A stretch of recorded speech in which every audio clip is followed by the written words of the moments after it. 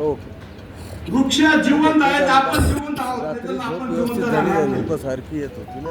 ज्यावेळी 30% जंगलांची आवश्यकता आहे, वृक्षांची आवश्यकता आहे. आता आपल्याकडे इनसॅक्ट 2 या उपग्रहाद्वारे असं सिद्ध झालेलं आहे, आपल्याकडे फक्त 17-18% जंगल शिल्लक आलेलं आहे. एवढं झाड शिल्लक आलेलं आहे. बघा तुम्ही, कालांतरानंतर 20, 25, 30 वर्षांनंतर एवढी वाईट बिकट परिस्थिती येणार आहे की आपली येणारी पिढी आपल्याला माफ करणार नाही. आमचे पूर्वज आमच्यासाठी काय करून गेलेले आहेत. तर आपल्याला पुढची पिढी जर आपल्याला जगवायची असेल, पुढची पिढी जर आपल्याला टिकवायची असेल, तर आतापासून पर्यावरणाचं वृक्ष संवर्धनाचं काम करणं खूप मोठं गरजेचं आहे. आत्ताच आपल्याला चटके बसायला लागलेले आहेत. कुठले चटके बसायला लागले? कुठेही वेळी पाऊस पडतो, 300 मिलीमीटर पाऊस पडतो, 400-450 मिलीमीटर पाऊस पडतो. ही गोष्ट, ही चेष्टा आहे. एका दिवसामध्ये पूर यायला लागले.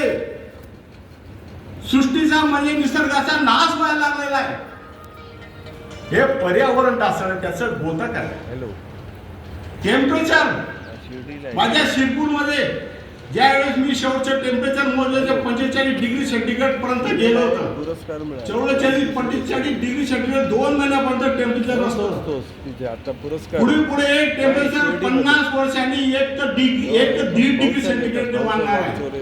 ज्या वेळी टेम्परेचर तुमचा 50 डिग्री सेंटीग्रेड पर्यंत जाणार आहे, एकही पशु पक्षी प्राणी एकही राहणार नाहीये. ओके.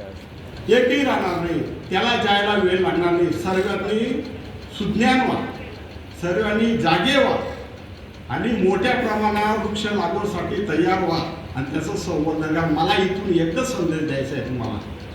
माझ्यासाठी काम करणारे, झाडं लावणारे लोक बरेच असतील, पण इतर तुम्ही जे काम करत आहे, एकाने एक कापड बँक काढली, एका सरांनी टीचिंगच्या नगरला काम करून चांगले काम करतात. सर्व टीचर लोक आहेत.